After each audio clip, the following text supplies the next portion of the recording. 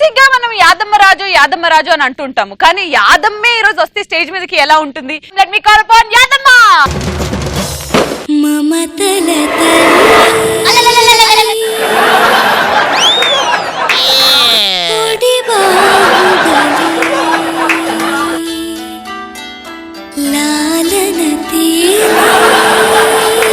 మీకు సరే ఎవరు తెలియదు అనుకుంటా, నా పేరు యాదమ్మ. వీరికి ఎందుకు వచ్చినా మీకు అన్ని వివరంగా చెప్తే. ఇప్పుడు ఒక ఉన్నాడు బార్కోడు గారు పొట్టోడు, ఆడు ఎట్లా చేసినో ఇప్పుడు చెప్తాను. ఎన్ని టార్చర్ పెట్టిండో అన్న నన్ను. అదే నేను బాగా ప్రేమగా చూసుకుంటానని చెప్పిండాడు. అన్ని బయట మాటలు అన్నా ఉన్నాయి. ఏం చేసిండు, రోజు నేను బసం కడిగి పోతుండే అన్న. పొద్దుల బసన్లు, సాయంత్రం దొడ్లు కడగని పోతుండే. అయితే ఏమైంది, రోజు ఆటో తీసుకొని వస్తుండే వారం రోజుల నుంచి. ఆటో అంది ఇట్లా కాదు, పక్కన అంత దోసుగా అంది. అమ్మా ఎక్కుండు అమ్మా అన్నాడు. ఏ పోరా అన్న పాజిటివ్ అన్న.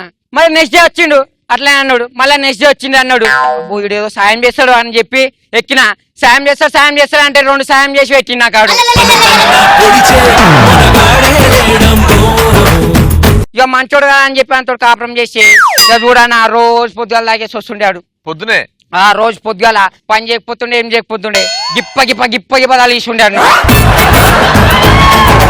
ఇక కొట్టుడికే ఇడ మొన్న పర్యవాసింది నాకు. అచ్చా మొన్న ఎప్పుడు పర్యవాసిందని ఇదేనా? అది ఎందుకో తెలుసానా, ఒక రోజు చికెన్ తెమ్మన్నాడు అన్న. అరే ఆ బాడుకో గారు తేవచ్చు కదా చికెన్. సరే పోనా ఎంత తీసుకోవాలండి అన్న. ఏమో నన్ను అవుతాను అన్నాడు. 10 రూపాయలు ఉండే 1/2 కిలో తీసుకొచ్చిన. సచిన కోడి 1/4 కిలో కూర ఒక కూర ఏమన్నాడు.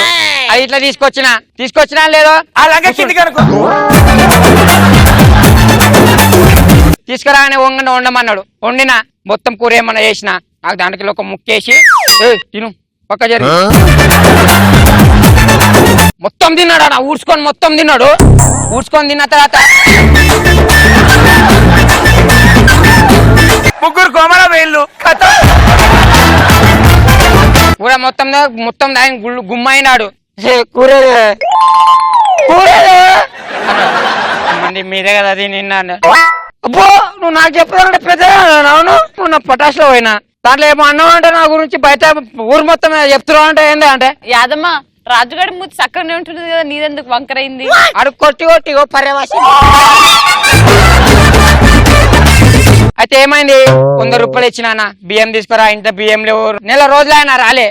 ఇక పోలీస్ స్టేషన్ తీరినా, ఆ స్టేషన్ తీరినా, ఈ స్టేషన్ ఇలా ఈడ దొరకలేడు. ఇక టీవీలో కనిపించింది పోరోడు. ఆయనకి పొట్టానికి సరి ఇంట్లోనే మాట్లాడానికి రాదు, ఈడ వచ్చి మాట్లాడుతున్నాడు. అదే పాట ట్రింగ్ ట్రింగ్ అదే పాట పాడుతూ ట్రింగ్ ట్రింగ్ లేదు గిన్ లేదు అని ఇంట్లో వేసి కొట్టినప్పుడు వచ్చింది ఆ పాట. ఓహో అది నీట్యూనా? వాడేదో కంపోజ్ చేసి పాడినట్టు ఫీలింగ్ ఇచ్చి. అంత సీన్ లేదు. గొప్పగా పోడితే ట్రిర్ ట్రిర్ అన్నాడు. అది నన్ను చూస్తున్నామనుకున్న ఆటోలు ఉన్నప్పుడు. నన్ను కాదు, మెల్లికన్లు వేసుకొని పక్క కండక్టర్ పని చేసేటోడు బాగానే పడ్డాడు. నేను ఖుషి అయిపోయినా. అసలుకి ఎందుకు వచ్చినావు, బాధ ఏంది, అసలు ఏమైంది? అదే అక్క చెప్తున్నా నా బాధ. మీరే ఇద్దరే న్యాయం చెప్పాలి నాకు. రవిదా న్యాయం చెప్పాలంట. చెప్పు అసలు ఏంది బాధ? ఏం న్యాయం చేయాలి? కొట్టి పోలీస్ కంప్లైంట్ ఇవ్వాలి. నన్ను పెళ్లి ఇట్లా చేసుకోలే. పెళ్లి చేసుకున్న ఫ్రీగా ఇద్దరు అన్నాడు. ఇంకో 2 సెటప్లు పెట్టిండాడు. మీరే న్యాయం చెప్పుర్రి. రాజుని చూస్తే రాజుకు అంత మ్యాటర్ ఉన్నట్టు అనిపించదు కదా. లేదు ఇప్పుడు నువ్వు రాజు దొరికితే ఏం చేయాలని? నీకు పెళ్లి చేయాలన్నా వాడితోని? పెళ్లి చేయరని. వాడేమో యాదమ్మ చచ్చిపోయింది బతికిలేదు. అది గదే నా టీవీలో మొన్న చూసే వచ్చిన నేను. నన్ను ఎందుకు చంపేసినని. ఇప్పుడు వాడిని పెళ్లి చేసుకుని ఏం చేస్తావు? ఆల్రెడీ 2 ఉన్నాయి. ఆల్రెడీ 2 ఉన్నాయి ఏంద్రా? 2 పిల్లలు ఉన్నారా అనాలి. యాదమ్మ మన కొడుకు ఒక కాళ్ళు లేదు. మన కొడుకేంది? ఇగో మా పటాసులు నవ్వించడమే కాదు, ఈ మధ్య మేము బోర్రబండ లాగా మంచి న్యాయాలు కూడా చేస్తున్నాము. మా పటాస్ బండలో యాదమ్మ వచ్చింది, 2 పిల్లల్ని తీసుకొని వచ్చింది. ఖచ్చితంగా న్యాయం జరుగుతుంది.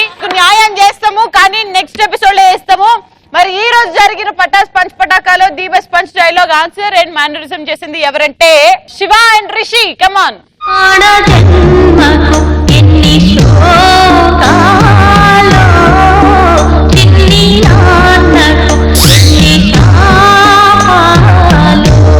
అక్క మొత్తం మీరే న్యాయం చేయాలక్క నాకు. ఖచ్చితంగా